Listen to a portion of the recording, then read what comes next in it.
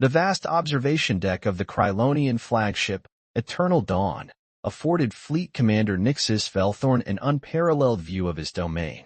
His silver-scaled hands clasped behind his back as he gazed out at the stars, pride swelling in his chest at the sight of his fleet's formation. The Krylonian Empire had ruled these sectors for millennia, their technological superiority unchallenged, their military might unquestioned. Until today. Fleet Commander, Lieutenant Zaravek's voice cut through the silence, her usual steady tone wavering slightly.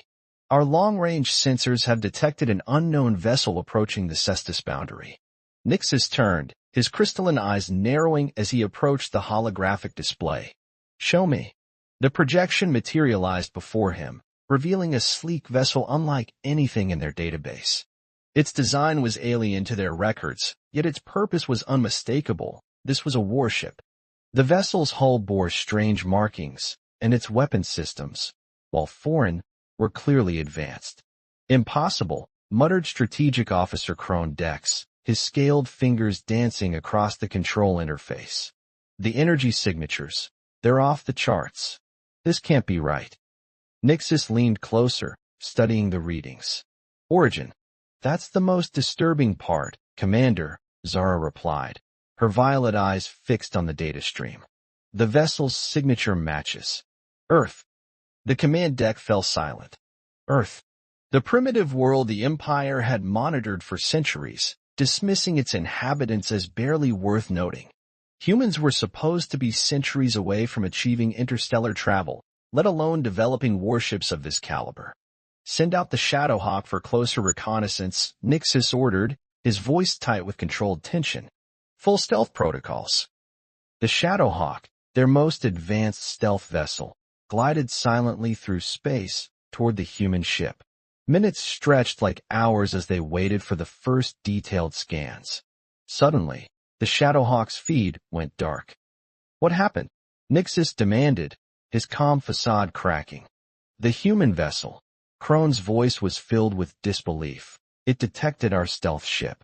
Impossible. Our cloaking technology was undetectable. Before anyone could respond, new contacts appeared on their sensors.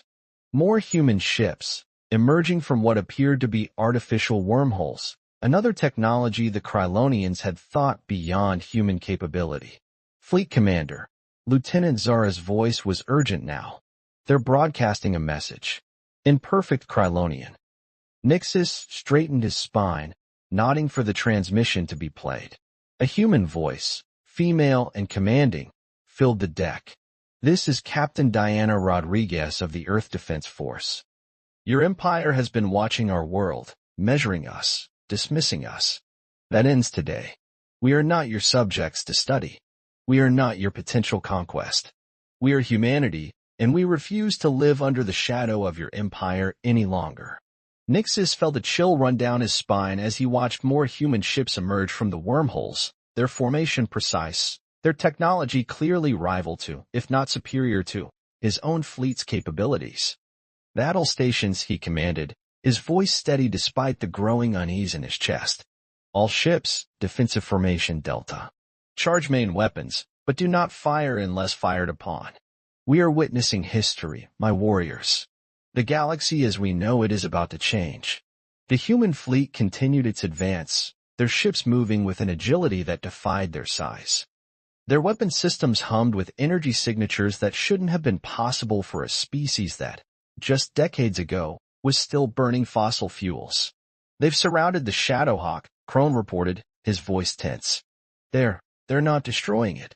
They're studying it, scanning it, learning from it. Nixus watched as the human ships systematically analyzed their disabled stealth vessel, efficiently extracting data from its systems. This wasn't just a show of force, it was a demonstration of capability. The humans weren't just fighting, they were learning, adapting, evolving their understanding of Krylonian technology in real time. Fleet Commander, Zara's voice cut through his thoughts. We're detecting energy builds in their weapon systems. They're not like anything we've seen before. Our shields.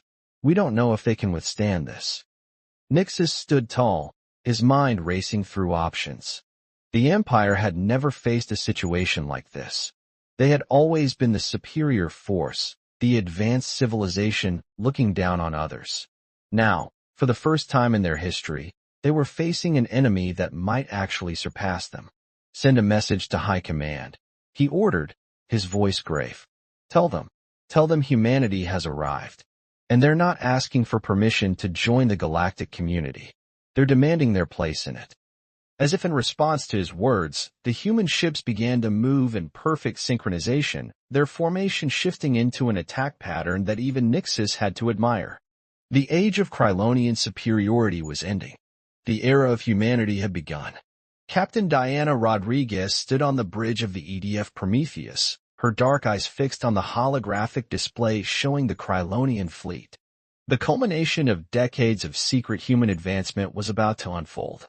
Around her, the bridge crew worked with practiced precision, their movements reflecting years of preparation for this moment.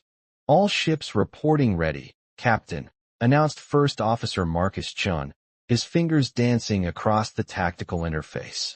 Quantum shields at maximum capacity. Neural-linked weapons systems primed. Diana allowed herself a small smile. The Krylonians had no idea that humanity had been watching them back all along, studying their technology and surpassing it in ways they couldn't imagine. Every time they'd sent a stealth probe to Earth, humans had detected it, analyzed it, and learned from it. The Krylonian flagship is signaling again, reported Communications Officer Jade Patel, her voice steady. Fleet Commander Nixis requests diplomatic dialogue. On screen, Diana ordered, straightening her uniform. The silver-scaled face of Fleet Commander Nixis appeared before them, his crystalline eyes betraying a mix of concern and curiosity. Captain Rodriguez, surely we can resolve this without bloodshed. The Empire has never wished humanity harm. No, Diana replied, her voice firm. You simply wish to keep us contained, studied, and controlled. How long did you think we would accept that? The neural interface at the base of her skull hummed softly as it connected her directly to the Prometheus's systems. Around her, every human crew member experienced the same connection, their minds linked not just to their ship but to each other. It was technology the Krylonians hadn't even dreamed of, the perfect fusion of human consciousness with machine precision. Deploy the quantum net, Diana commanded, both verbally and through the neural network. Across the human fleet, ships began moving in perfect synchronization, their positions calculated with mathematical precision. The Krylonian fleet's sensors lit up as hundreds of micro-wormholes began forming around them, each one a potential attack vector, each one a demonstration of humanity's mastery over space-time itself. Impossible, Nixis breathed, his composure finally cracking. This level of spatial manipulation is just the beginning, Diana finished for him. While you watched us through your probes, assuming we were centuries behind, we were taking apart your technology and rebuilding it better. We learned from every civilization you've conquered, studied every weakness in your empire's defenses. The quantum net activated, creating a web of energy that encompassed the entire Krylonian fleet. It wasn't designed to destroy. Humanity had moved beyond such crude solutions. Instead, it began interfacing with the Krylonian ship's systems, demonstrating complete technological superiority. Your weapons are now offline, Marcus reported with professional detachment. Their shields are under our control. Engines are responding to our commands. Diana watched as realization dawned in Nixis's eyes. This wasn't just a show of force, it was a complete paradigm shift. Humanity hadn't just caught up to the galaxy's dominant power, they had surpassed it. How? Nixis asked, his voice barely a whisper. How did you advance so quickly? Because you underestimated us, Diana replied. You saw our wars, our divisions, our struggles, and you thought they made us weak. But every conflict taught us. Every challenge made us stronger. While you stagnated in your superiority, we evolved through adversity. Through the neural link, Diana could feel the readiness of her fleet, the combined consciousness of thousands of human minds working in perfect harmony with their machines. It was humanity's greatest achievement, not just the technology itself, but the way they had transformed it into an extension of human potential. The age of the Krylonian Empire's unchallenged dominance is over, Diana declared, her words carrying the weight of humanity's collective determination. We're not here to conquer you. We're here to ensure that no species will ever again be dismissed as primitive or unworthy of respect. The quantum net pulsed with energy, temporarily disrupting every system in the Krylonian fleet before restoring them to minimal power. It was a final demonstration, showing that humanity could have destroyed them but chose not to. Return to your capital, Diana commanded. Tell your leaders what you've witnessed here. Tell them that humanity is ready to join the galactic community, not as subjects, but as equals. Tell them that the next chapter of galactic history will be written by all species together, or it will be written by none. As the Krylonian fleet retreated, their once mighty ships humbled by human ingenuity, Diana felt the weight of the moment. Humanity had announced its presence to the galaxy not through diplomacy or submission, but through a show of force that could not be ignored. Send word to Earth, she ordered. Operation Revelation is complete. The dawn of human power has begun. The stars seemed to shine brighter as the human fleet maintained its position, a new power in an ancient galaxy, ready to reshape the future of all species. The age of humanity had arrived, and the universe would never be the same. News of humanity's display of power spread through the galaxy like a shockwave. In the grand chambers of the Krylonian High Council on their capital world Krylos Prime, chaos erupted as Fleet Commander Nixus's report was received. The massive crystalline dome that housed the council chambers reflected the agitated movements of its occupants, their scaled forms casting shifting shadows in the azure light. High Counselor Vex Thor, his ancient form draped in ceremonial armor, stood motionless as the recordings from the encounter played before the assembly. The human ship's deployment of technologies thought impossible sent ripples of murmured disbelief through the gathered counselors. This changes everything, Vex Thor finally spoke, his voice carrying the weight of centuries. The humans didn't just match our technology, they fundamentally altered our understanding of what's possible. Military strategist Ixora, her battle-scarred scales glinting in the light, stepped forward. We must respond with overwhelming force. The Empire cannot appear weak, and risk triggering the full extent of their capabilities? Intelligence Director Kyrez countered, his holographic form flickering as he transmitted from the outer regions. The humans deliberately showed restraint. They could have destroyed our fleet but chose not to. That's either wisdom or warning, perhaps both.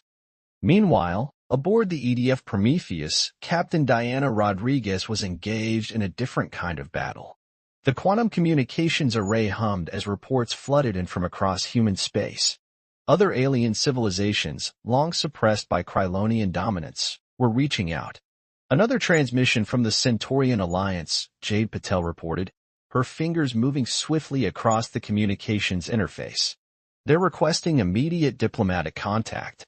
That's the 7th species in the last hour. Diana felt the neural network pulse with the combined excitement and apprehension of her crew. Humanity's emergence had disrupted the galaxy's power structure, and the aftershocks were only beginning.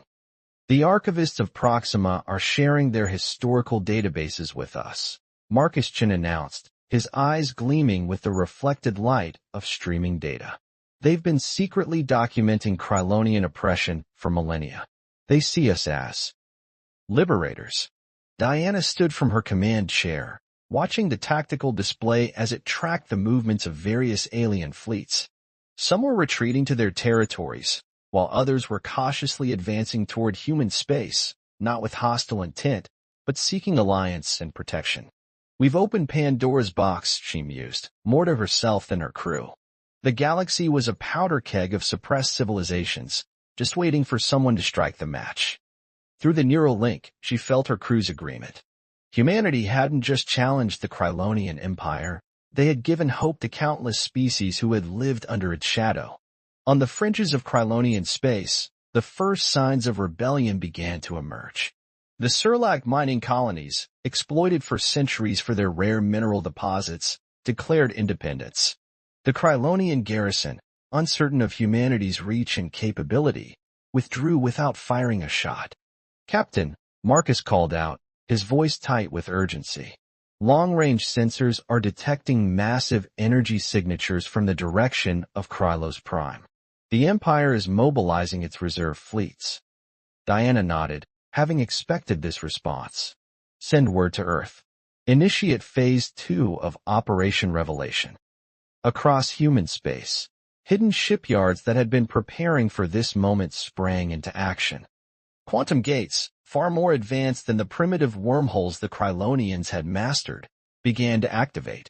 Humanity had spent decades preparing not just for first contact, but for the revolution it would trigger. "Message from Fleet Admiral Torres," Jade announced. "The Liberation Armada is ready for deployment. 40,000 ships, all equipped with neural interfaces and quantum weaponry." Diana felt a moment of profound gravity. Humanity had emerged not just as a new power, but as a catalyst for change throughout the galaxy. Their actions in the next few hours would determine whether that change led to freedom or chaos. "Send a message to all species who have contacted us," she ordered. "Tell them that humanity stands ready to protect any civilization that seeks independence from Krylonian rule. But also make it clear, we're not replacing one empire with another. We're ending the age of empires altogether." As her words were transmitted across the galaxy, Diana watched the tactical display update with new information. More rebellions were breaking out. More species were declaring their independence. The carefully maintained order of the Krylonian Empire was unraveling, and in its place, something new was emerging.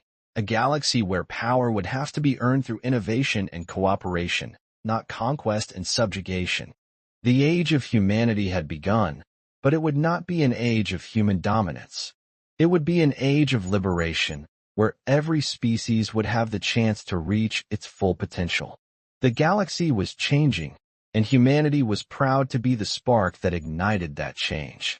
The void of space erupted in brilliant flashes as the Krylonian counterattack began. 3 massive battle fleets emerged from hyperspace, their crystalline ships gleaming with deadly intent. Grand Admiral Larix stood at the helm of the dreadnought, Eternal Vengeance, his mandibles clicking in anticipation. "The humans think they can humiliate our empire?" he snarled, watching as over 2,000 Krylonian warships moved into attack formation. "Let's show them what true power looks like." But aboard the EDF Prometheus, Captain Diana Rodriguez smiled. Everything was proceeding exactly as humanity had predicted. Neural networks synchronized, Marcus reported, his consciousness merged with the ship's systems. All crews reporting quantum harmony achieved. The human fleet, seemingly outnumbered, held their position. Through their neural interfaces, every crew member could feel the collective confidence radiating through the network. Years of preparation had led to this moment. "Deploy the Nexus protocol," Diana commanded. Instantly, thousands of micro-wormholes blossomed around the human ships. The Krylonian sensors went wild as quantum signatures multiplied exponentially. Through each wormhole, reality itself seemed to twist and bend. "Impossible!" Larix roared as his tactical display became a chaos of readings. "They're ships. They're in multiple locations simultaneously." Diana's voice carried through the neural network to every human crew member. "Execute Operation Quantum Maze." The human ships began to move, but not in normal space. They shifted through dimensions, appearing and disappearing through the quantum gates they had created. Each ship existed in multiple states simultaneously, making them impossible to target effectively. "Their weapons can't lock onto us," Jade announced, monitoring the Krylonian attempts to engage. "The quantum uncertainty field is working perfectly." The Krylonian fleet's mighty weapons discharged, their energy beams slicing through empty space as human ships phased in and out of reality. It was like trying to fight ghosts, enemies that could strike from anywhere but couldn't be struck back. "Tactical analysis," Diana commanded. "Their shield configurations are adapting," Marcus reported, processing data through the neural network. "But they're still based on conventional physics. They have no defense against quantum state weapons." Diana nodded. "Initiate Strike Pattern Omega. Target their command and control systems only." The human fleet moved as one mind, one body. Ships appeared simultaneously at multiple vectors, their quantum weapons bypassing Krylonian shields completely. The attacks weren't designed to destroy, but to disable. "Our weapons are phasing out of normal space," an officer screamed. "Shields are existing in multiple quantum states simultaneously." Derricks watched in horror as his mighty fleet was systematically paralyzed. Human ships would appear, strike with surgical precision, and vanish before counterattacks could be launched. It wasn't just advanced technology, it was perfect strategy and execution. "This is a message from the Earth Defense Force," Diana's voice echoed through every Krylonian ship's communications. "Your Empire's time of unchallenged dominance is over. But we don't seek your destruction. We seek a new order, one where all species can advance without fear or suppression." Through the quantum network, the human fleet executed their final move. Thousands of micro-wormholes converged, creating a massive quantum field that encompassed the entire Krylonian armada. Inside this field, time and space became malleable. What are you doing?" Derricks demanded, watching as his ships became trapped in the quantum field. "Showing you the future," Diana replied. "Your ships aren't destroyed. They're experiencing time at a different rate. When this field dissipates, only seconds will have passed for you. But you'll have witnessed years of potential futures.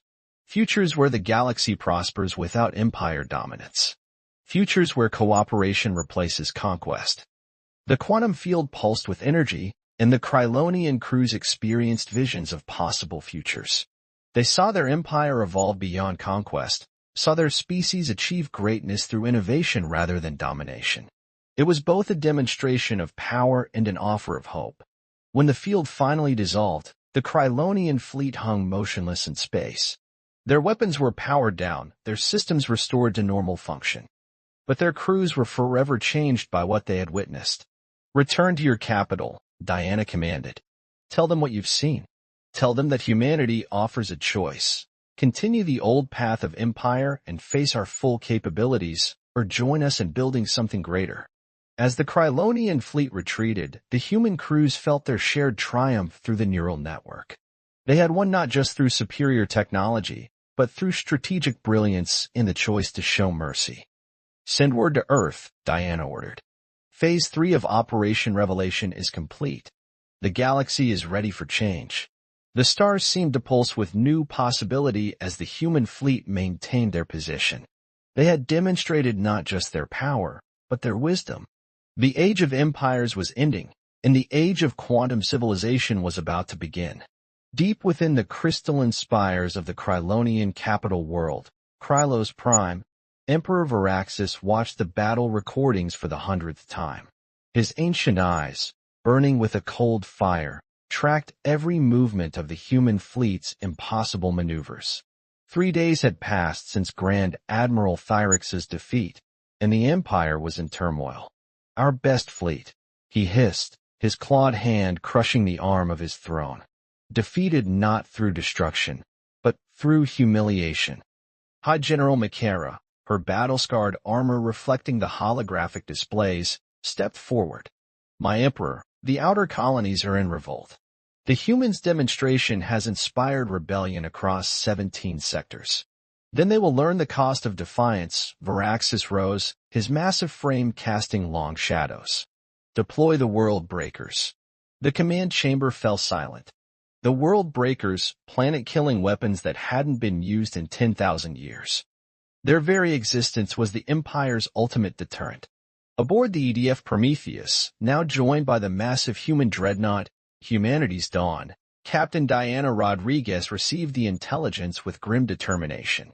"Multiple quantum signatures detected," Marcus reported, his neural link processing vast streams of data. "They're activating weapons platforms that have been dormant for millennia."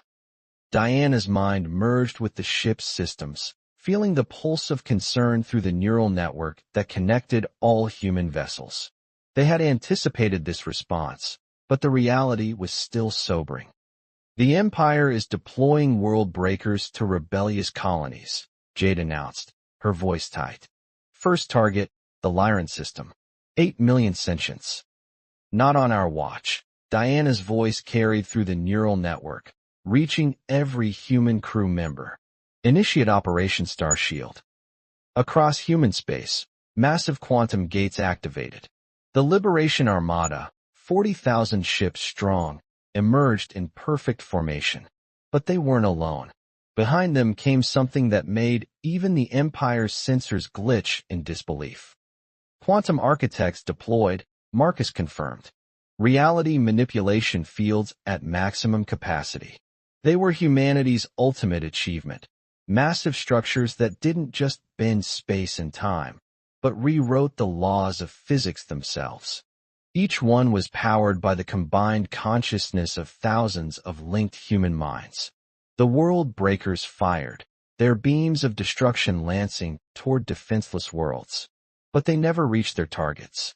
The quantum architects activated, creating bubbles of altered reality around each threatened planet.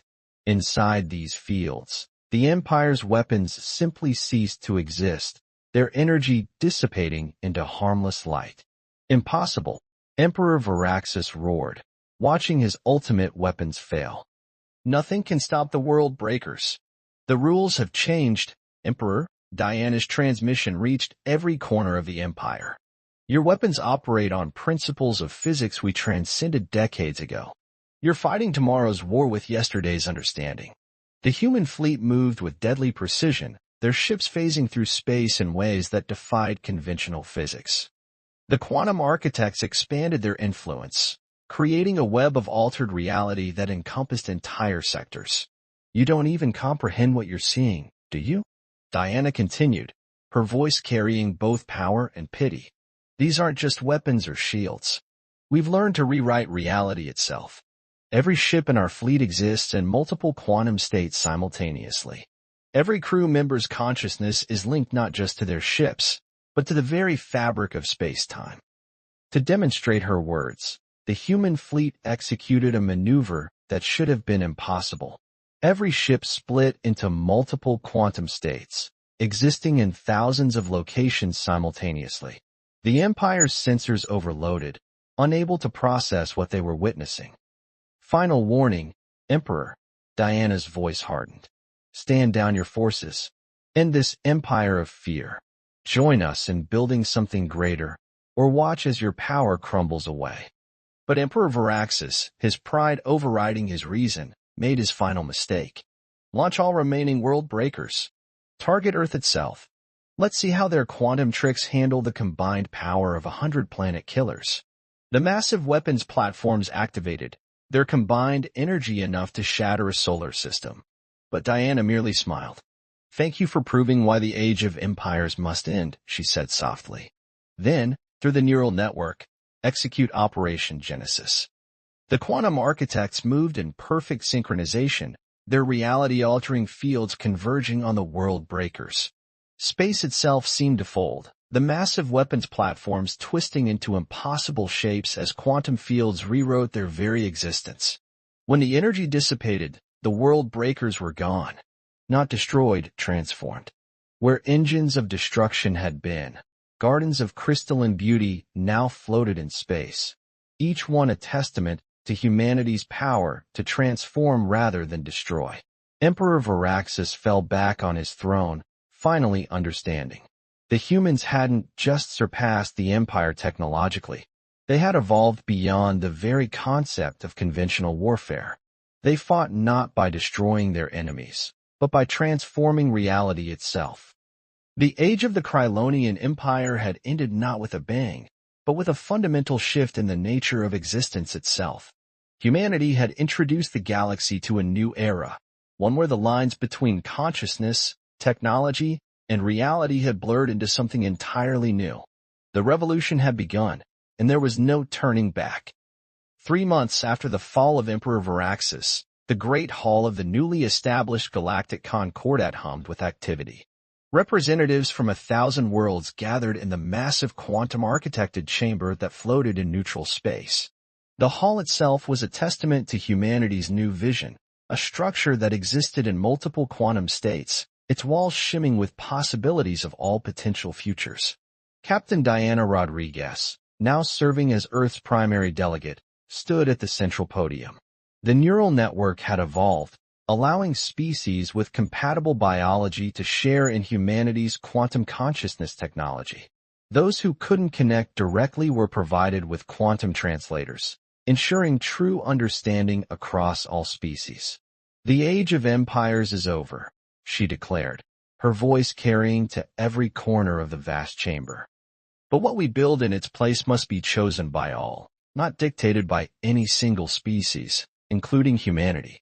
In the front row, former Emperor Varaxis sat not as a prisoner, but as the representative of a changed Krylonian people. The past months had transformed him, the quantum vision showing him possibilities his imperial mindset had never imagined. "The Krylonian Empire ruled through fear because we ourselves were afraid," Varaxis addressed the assembly, his once proud voice now tempered with wisdom. "Afraid of change, afraid of losing power, afraid of the unknown. Humanity showed us that true power lies not in dominance, but in transformation." The gathered delegates murmured in agreement. Around them, the quantum-architected hall shifted, responding to the collective consciousness of its occupants.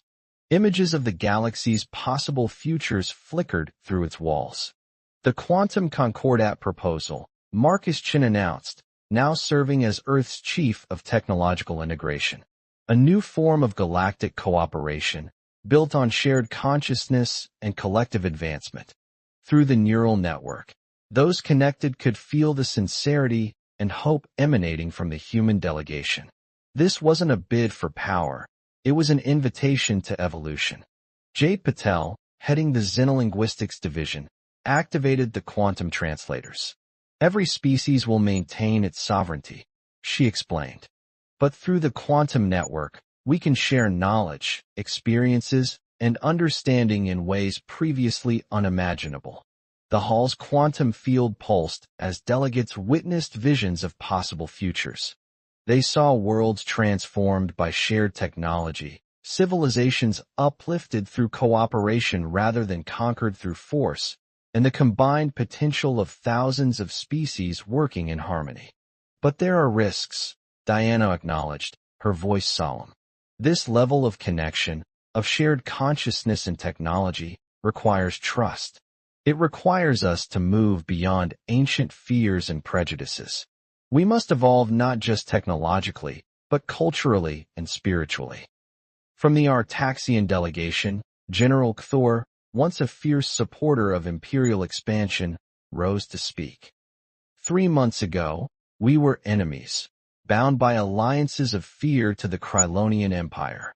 Today, through the quantum network, I have experienced the thoughts and feelings of species I once considered beneath me. I have learned more in these months than in centuries of conquest." The quantum field rippled with emotion as more delegates shared their experiences. The neural network had created understanding that transcended traditional diplomacy. Species that had warred for millennia now saw through each other's eyes, felt each other's hopes and fears. "This is not the end of diversity," Diana assured the assembly. "Through the quantum network, we celebrate our differences while sharing in our common potential. Every species brings unique perspectives, unique solutions, unique ways of seeing reality itself." The quantum architects, now staffed by mixed crews from various species, demonstrated their power. The hall transformed, showing the delegates a vision of the galaxy as it could be, a vast network of interconnected civilizations, each maintaining their uniqueness while contributing to a greater whole. "The choice before us is simple," Diana concluded. "We can cling to the old ways of empire and isolation, or we can step into a future of unlimited potential. Humanity offers our technology and our partnership, but we do not demand acceptance. Each species must choose freely." One by one, the delegates stood. The quantum field resonated with their decisions, transforming the hall into a spectacular display of unity and diversity. The old imperial powers laid down their ambitions of dominance. The formerly oppressed species set aside their desires for revenge. Something new was being born. "Then let it be recorded," Varaxis declared, standing tall not as an emperor but as one voice among many. "Today marks the birth of the Galactic Concordat. Not an empire of conquest, but a symphony of consciousness, a harmony of infinite possibility. As the delegates finalized the accords, the quantum field stabilized, reality itself seeming to adjust to the new path chosen by the galaxy's united species. Humanity had sparked a revolution not through force of arms, but through the power of transformation and the courage to imagine something greater than empire. The age of quantum civilization had begun,